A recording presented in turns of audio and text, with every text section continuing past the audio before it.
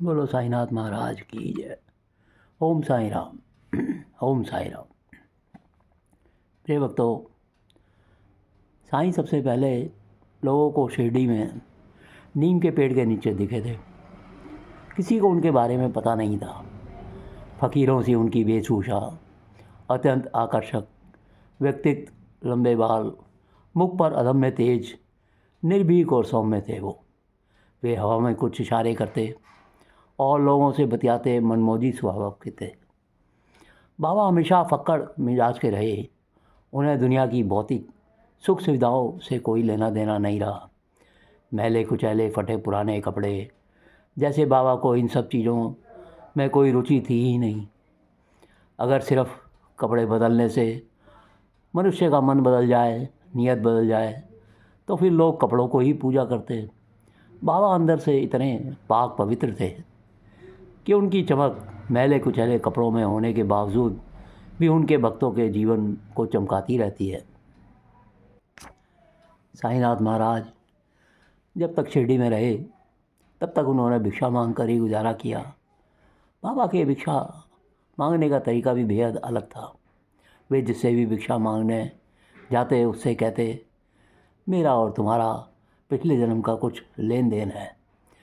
जीवन पर्यंत साईं ने शिरडी में मात्र 5 घरों से ही भिक्षा मांगी।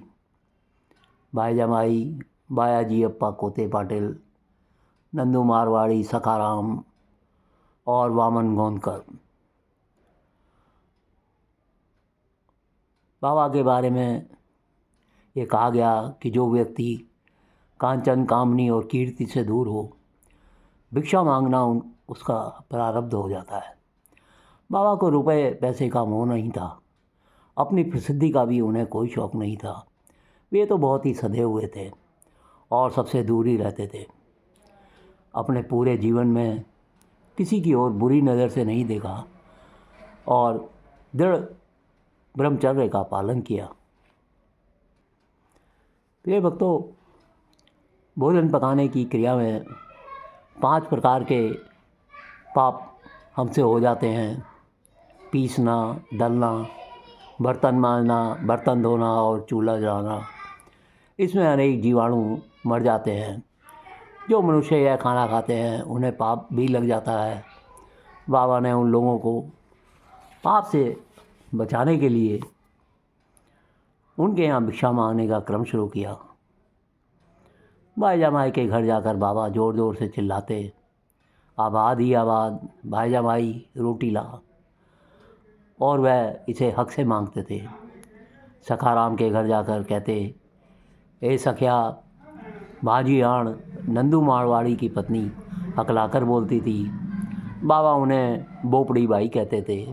वे उन्हें पुकारते थे, ए बोपड़ी बाई, आज दिवाली है, कुछ मीठा बनाकर खिला दे। ऐसे थे हमारे साईं बाबा। आखिरी दिनों में बाबा जब चल फिर नहीं पाते थे तो कभी श्यामा, कभी प्रोफेसर नारके, तो कभी उपासनी महाराज को अपनी ओर से भिक्षा लेने के लिए भेज देते थे। लेकिन भिक्षा का क्रम उन्होंने कभी नहीं तोड़ा।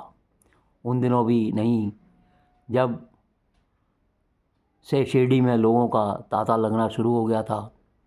उनकी ख्याति दूर दूर तक फैल चुकी थी। गरीब अमीर सब तरह के भक्त उनके चरणों में आने लगे थे। तब भी बाबा ने मांग कर ही अपना गुजारा किया। एक समय प्रोफेसर जी नारके सूट और अच्छे कपड़े पहन के आए थे, तो उन्हें बाबा ने उसी कपड़ों में उन्हें भिक्षा लाने के लिए भेज दिया। तो उन्हें बहुत ज़्यादा शर्म आई। बोले, बाबा ये क्या कराते हो? बाबा झिड़क कर बोले, तुझे भिक्षा मांगने में शर्म आती है? लोगों से लेगा तभी लोगों को दे पाएगा। बाबा के शब्द कितने सारगर्भित थे। प्रोफेसर जी नारके को यूनिवर्सिटी ऑफ पुणे में टीचर के रूप में काम करने का मौका मिला। उन्होंने लिया कुछ और था, दिया किसी और रूप में। लोग कहते हैं इतने बड़े संत हैं जिनके लिए कहा जाता है कि वह लोगों की झोली भर देते हैं, उसे भिक्षा मांगने की क्या आवश्यकता है? वह तो जरा हाथ ऊपर उठाता तो 56 भोग सामने आ जाते। लेकिन बाबा के खेल बड़े निराले थे। मानव अवतार जिसमें वो आए थे उसकी कुछ बंदिशें भी थी। उस मानव अवतार में उनकी हथेली में शायद लिखा था कि उन्हें भिक्षा से ही गुजारा करना है। श्रीमान भाऊराव जयवंत महाराज भिवंडी के तुकाराम के नाम से प्रसिद्ध थे। एक बार वे अपने 3 मुसलमान भक्तों को साथ लेकर साईं दर्शन के लिए शिरडी गए। द्वारका माई में साईं का दरबार सजा हुआ था। साईं अपने आसन पर विराजमान थे। उनके मुख पर चंद्रमा की सी चमक थी। सभी भक्तगण उनके दर्शन का लाभ उठा स्वयं को कृतार्थ अनुभव कर रहे थे। जैसे ही भाऊराव ने द्वारका माई में प्रवेश किया, साईं की दृष्टि एकटक उन पर टिक गई। ज्यों ज्यों भाऊराव कदम उठाकर साईं की ओर बढ़ने लगे, साईं के चेहरे की मुस्कान खिलती चली गई। अचानक साईं से महान तेज का आविर्भाव हुआ। वे सभी तेजांश इकट्ठे होकर एक विराट तेज पुंज में बदल गए। इस तेज दिव्य प्रकाश पुंज को किरणें चारों दिशाओं में फैल गई, जिससे द्वारका माई दीप्तिमान हो गई। बाबा कफनी धारण कर धूनी के सामने आसन पर बैठे थे। पहले मुसलमान भक्तों ने आगे झुककर साईं को प्रणाम किया। फिर भाऊराव बाबा के समीप गए। साईं अपने चेतनापूर्ण नेत्रों से भक्तों को देख रहे थे। सबके मन पढ़ रहे थे, सबके रोगों की जांच कर रहे थे, सबकी पीड़ा का जायजा ले रहे थे।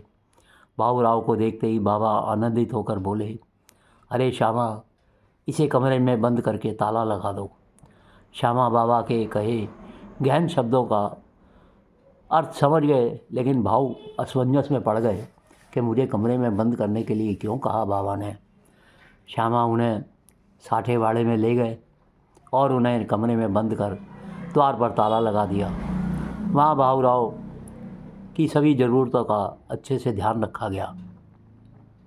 वे उन्होंने स्नान के लिए गर्म पानी और पीने के लिए ताज़ा गर्मा गर्म चाय उपलब्ध करवाई गई।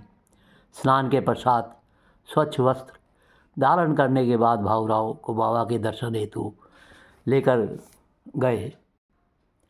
भाऊराव बहुत ज़्यादा चिंतित थे, क्योंकि इस प्रकार एक स्थान पर अधिक समय के लिए नहीं रुकते थे और उन्हें वापस जाने की इच्छा थी। तब श्यामा उन्हें लेकर द्वारका माई आए। साईं ने बड़े प्रेम भाव से भाऊराव को अपने समीप बिठाया। साईं की आंखों में करुणा और सजलता चमक रही थी। फिर बाबा ने धूनी माई में से थोड़ी ऊदी लेकर उसे भाऊराव के माथे पर लगाई।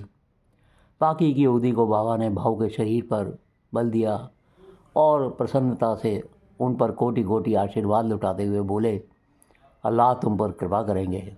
फिर बाबा ने कुछ क्षण के लिए भाऊ की आंखों में देखा और अपनी दिव्य शक्ति के सघन पुंज को भाऊराव को प्रदान किया। ऐसा कर बाबा ने उनके दिव्य दृष्टि जागृत कर उन्हें उनके भीतरी साम्राज्य में प्रवेश करा दिया। साईं से प्राप्त आध्यात्मिक शक्ति का पुंज इतना प्रखर और उज्जवल था कि भाऊराव की आंखों से संवेदनाओं की धाराएं फूट पड़ी। हृदय प्रेम से लबालब भर गया। साईं कृपा से उनको अखंड छाया मिली। उनका मुक्त वात्सल्य प्राप्त हुआ। भाऊराव ने बड़ी दीनता से श्री साईं के चरणों में मस्तक झुका दिया। बाबा ने प्रेम पूर्वक भाऊ की ठीक थपथपाते हुए कुछ दिन और शिरडी रहने का आग्रह किया, लेकिन भाऊराव अपने मित्रों के साथ वापस जाना चाहते थे। बाबा ने अनिच्छा से उन्हें जाने की आज्ञा दी। वर्षों के बाद भाऊराव पुनः शिरडी आए, लेकिन तब तक बाबा महासमाधि ले चुके थे। हमें सदा गुरु आज्ञा का पालन करना चाहिए, क्योंकि एक बार अवसर चूक जाने पर वह पुनः प्राप्त नहीं होता है। श्रीमान जोगलेकर इंदौर के निवासी थे। वे टेमे स्वामी के भक्त थे। स्वामी के आशीर्वाद से उनका जनेऊ संस्कार गरुड़ेश्वर में हुआ था। टेमे स्वामी की समाधि के पश्चात जोगलेकर अकेले व असहाय महसूस करने लगे। आध्यात्म के मार्ग पर गुरु के अभाव में वे अपनी आध्यात्मिक प्रगति के विषय में विचार कर बहुत चिंतित थे। उन्होंने नकारात्मक और उदासीनता का दामन थाम लिया। उनका मनोबल क्षीण हो गया था। उनके जीवन का बसंत में पतझड़ में बदल गया था। लेकिन गुरुदेव की नज़र से कुछ भी छिपा नहीं था। एक रात्रि टेमे स्वामी ने उन्हें स्वप्न में दर्शन देकर कहा, तुम कोपरगांव जाओ। अगली सुबह अपने परिवार और ऑफिस में बिना बताए जोग लेकर कोपरगांव के लिए रवाना हो गए। कोपरगांव में रहने के लिए उन्होंने एक कमरा किराए पर लिया। अगले 6 माह तक वे प्रतिदिन सुबह पैदल चलकर शिरडी जाते। वे द्वारका माई में बाबा के समक्ष बैठा करते। ना तो बाबा ने जोगलेकर को कुछ कहा और न ही जोगलेकर ने बाबा को कुछ बताया। साईं संवेदनापूर्ण दृष्टि से जोगलेकर को निहारते रहते। जोगलेकर भी साईं की मनोहर मूरत निहारते में मगन हो जाते। उनकी पुलकन रोमांचित हो जाती। उन्हें प्रभु का दर्शन इतना अच्छा और इतना मधुर लगा कि उन्हें हर्ष होने लगा। 6 माह बीतने पर जोगलेकर को सुध आई कि उनके सब रुपए समाप्त हो गए हैं और केवल 6 आने शेष बचे हैं। उस दिन जब वे द्वारका माई गए तो बाबा उनसे बोले, तुम्हारा कार्य अब पूर्ण हो गया है। अब तुम वापस अपने घर जाओ और एक क्षण के लिए भी यहाँ पर मत रुकना। तब जोगलेकर ने वापस घर जाने का फैसला किया। वे पैदल कोपरगांव की ओर चल पड़े। स्टेशन पहुंचने से कुछ क्षण पूर्व उन्हें किसी ने पीछे से कमीज खींचकर रोका। उस व्यक्ति ने उन्हें टिकट और कुछ रुपए देने चाहे। जोगलेकर ने मना करने पर भी उस व्यक्ति ने टिकट और रुपए उनके हाथ में थमा दिए। जैसे ही जोगलेकर ने मुड़कर उस व्यक्ति को देखा, वह व्यक्ति अंतर्ध्यान हो गया। इधर घर में परिवार वाले जोगलेकर के अचानक लापता होने के कारण बहुत चिंतित थे। वापस घर पहुंचने पर ऑफिस से एक व्यक्ति आया और जोगलेकर को बताया कि उनके उच्च अधिकारी उनसे मिलना चाहते हैं। जोगलेकर डरे हुए थे कि उच्च अधिकारी उन्हें बिना सूचित किए 6 माह की छुट्टी लेने के कारण डांटेंगे। लेकिन ऑफिस पहुंचने पर सभी ने उनका स्वागत किया। दोपहर को उच्च अधिकारी ने उन्हें एक पैकेट दिया। पैकेट में बहुत सारे रुपए थे। जोगलेकर ने वह रुपए अधिकारी को लौटाते हुए कहा कि यह मेरे नहीं हैं, इन्हें मैंने नहीं कमाया है। तब उनके अधिकारी ने समझाते हुए कहा, आपके ऊपर परिवार की जिम्मेदारी है, इन रुपयों को स्वीकार करो। पिछले 6 माह का वेतन है। अब घर जाकर आराम करो। कल सुबह कार्यालय आकर अपना काम संभालना। गहरे समुद्र में मिलने वाले मोती को भला तालाब में कैसे पाया जा सकता है। दीपक की ज्योति लाल कोशिश कर ले पर सूर्य की क्षमता नहीं कर सकती है। पलाश का वृक्ष चंदन जैसी सुगंधित नहीं दे सकता है। इसी प्रकार गुरु जैसी करुणा और दया कोई नहीं कर सकता। गुरु ऐसी कृपा बरसाते हैं कि उसका ओर छोर मापना बहुत ही मुश्किल होता है। गुरु का प्रेम शब्दों का नहीं बल्कि शिष्य के अंतर्मन से निकले शुद्ध भावनाओं के अधीन होता है। असाधारण शब्दों की सीमाएं भी भावनाओं के प्रबल वेग को नहीं बांध सकती हैं, क्योंकि भावनाएं भाषा की अभिव्यक्ति के परे का विषय है। परंतु शिष्य के मन में उठती हुई हर भावना को पढ़ने की कला समय के पूर्ण सद्गुरु बखूबी जानते हैं। यह एक ऐसा नियम है जो आदिकाल से चलता आ रहा है। यह कभी बदलता नहीं और कभी रुकता भी नहीं है। बाबा की महासमाधि लेने के 5 वर्षों बाद सगुण मेरू नायक ने सपना देखा कि बाबा द्वारकामाई में अपने आसन पर विराजमान है और बापू साहेब जोग उनकी आरती कर रहे हैं। सगुण मेरू अन्य भक्तों के साथ बाबा के समीप खड़े होकर आरती गाने लगे। खड़ताल बजने लगे, संगत झूमने लगी। साईं ने सहस्त्रों भक्तों पर कृपा वर्षा की। साईं के दर्शन कर भक्तों के हृदयों की कलियां खिल गई। आरती के समापन के पश्चात जोग ने आगे बढ़कर बाबा के हाथों में मक्खन का गोला रखा। वे उसी क्षण बाबा के हाथ से नीचे लुढ़क कर गिर गया। उसी क्षण नायक की निंद्रा टूट गई और स्वप्न का अंत हो गया। शगुन मेरू को आभास हुआ जैसे बाबा उसे कुछ इशारा कर रहे हैं। इसी उधेड़-बुन में मन में लेकर वे समाधि मंदिर की ओर चल दिए। उन्हें विश्वास था कि काकड़ आरती के पश्चात बाबा को मक्खन मिश्री का प्रसाद अर्पित नहीं किया जा रहा होगा। शगुन जानते थे कि बाबा को मक्खन मिश्री बहुत पसंद थी और उन्होंने दृढ़ता से मन में प्रण किया कि वे उन्हें मक्खन मिश्री अर्पित करने की व्यवस्था करेंगे। आरती के बाद उन्होंने पुजारी से पूछा, क्या बाबा को मक्खन मिश्री का प्रसाद अर्पित किया जाता है? परंतु पुजारी ने बताया कि किसी कारणवश बाबा को मीठी मलाई अर्पित की जाती है। शगुन बोले, आज के बाद प्रतिदिन आरती से पूर्व मेरे पास आकर बाबा के लिए मक्खन मिश्री लेकर के जाना और उसका भोग बाबा को लगाना।